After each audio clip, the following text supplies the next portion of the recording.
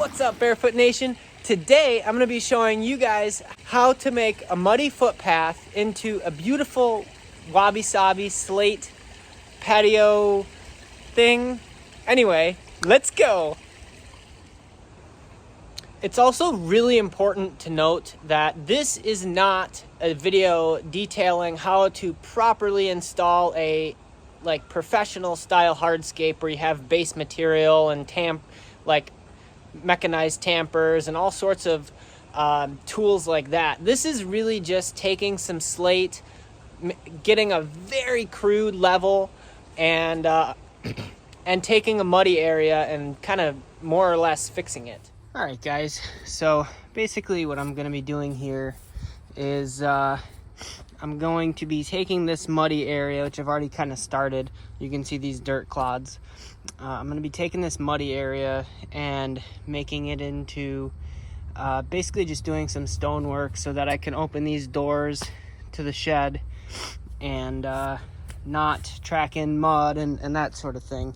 And also just make it generally easier to get in and out of the shed. That's also going to involve taking this stone, which has already set itself in place, and lowering it down some because I can't open that door all the way. Yeah, you can see that this stone needs to get lowered down by, a good couple inches, and obviously that might make the water pool there a little bit, but that's going to be something that needs to happen.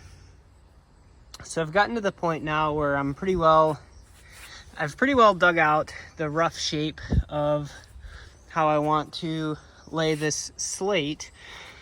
I might take it out and kind of connect it more, like put another piece of stone where those clovers are, but I don't necessarily need to dig anything there because I can get like a thinner piece, whereas some of these pavers are pretty thick. So basically the tools you're gonna need in this case is a hand tamper or some sort of tamper. You can use a cinder block if you need to. I've been using a steel spade, my trusty steel spade, and then a garden rake. I wouldn't worry too much about getting it perfect. This is not exactly like a professional hardscape installation. It's kind of just something to reduce mud. If you were going to do a professional hardscape installation, then you'd want to actually dig down 6 inches and then have fabric underneath and put down crusher run, sand, and then tamp all that stuff. But I'm not really detailing how to have a professional hardscape installation. This is kind of just a do-it-yourself little low traffic, well, it's not really low traffic, but just kind of a nice, quick, easy DIY project that you can tackle. Other things to consider as far as horticulture goes, there's a needle palm there, and I really don't want to disturb any of the roots on that guy. But another reason why I want to get this project done sooner than later is because that palm is newly planted. And so because it's newly planted, that needle palm, I'm going to be unlikely to disturb roots. Same goes on this side for the Seven Sons tree and these liriope. Getting this done while they're young is going to be the best way to go about it.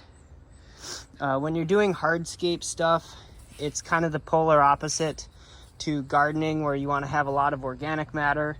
In this case, even in a simple kind of DIY-ish installation, you really don't want to have much organic matter like cardboard or leaves or anything like that in your soil underneath your stones, because you don't want decay and shifting to happen. All right, so I'm not using any base material, not even pea gravel. And so what you can see, what I've done here is I've placed my first stone. It actually used to be right there, but I want to get kind of natural stone around it. And you can see that I cracked it. It's actually a paver. It's not a natural stone. And I did that because I was hitting, you can actually, to some degree, you can tamp on top of pavers and it's not going to do any damage to them, at least not for a while. But yeah, you can see that that is cracked all the way through. Again, it actually is probably a good thing because I'm using natural stone around it. So, but this will sink more over time. So I'm not worried that the door doesn't, I'm not worried about the scraping. But yeah, that's kind of what I was going for. So this door opens all the way, and this door does too now. And that wasn't happening before. That was one of the main reasons for starting this hardscaping project was the patio or the shed door would only open to about here and here. All right, guys, next step. I'm tamping layers of soil down to kind of make everything relatively level. And then basically from here, it's just a jigsaw puzzle. So, you know, you want to pay attention to your edge. So I want the edge to look interesting. All right, guys, so as you can see, I'm tamping layers of soil down to get these different thickness of stones up to size. If you're doing a proper hardscape, you would have a pre-tamped base of crusher run. And your varying thickness of stone, if you're using natural stone, would come from your sand, which generally you have about an inch of bedding sand. In this case, I'm not doing any of that because materials, I got the slate for free, and obviously I had the soil there, so we'll see how this works. So this is basically my almost finished result. I have a couple pieces pulled out because they keep sinking down, so I said earlier that I wasn't going to use a little bit of pea gravel or any base material, but I lied because that's frustrating how much that area is sinking. And it makes sense because that was the wettest area. All right, guys, and so this is basically the finished result. I wanted to save the pea gravel that I had for the joints in the stones, and that's going to lock everything in place to some degree, and also it's aesthetic. If you look carefully here, you can see that the surface is not level, nor did I really want it to be. So anyway, guys, I was kind of inspired by the paths in Japanese gardens and how they are kind of this unlevel natural stone that's kind of cobbled together. And I like these cracked pieces here. Because I think it adds a little character, and this piece, for instance, doesn't matter that it's cracked because it's on the edge.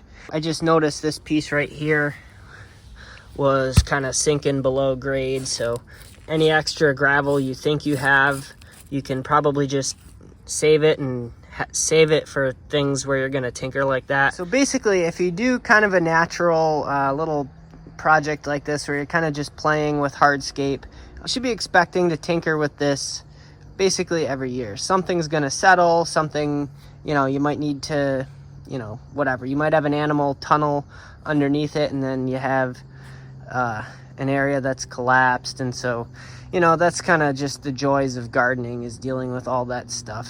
But I'll keep you guys posted if it actually does reduce mud, or if it just sinks into the mud.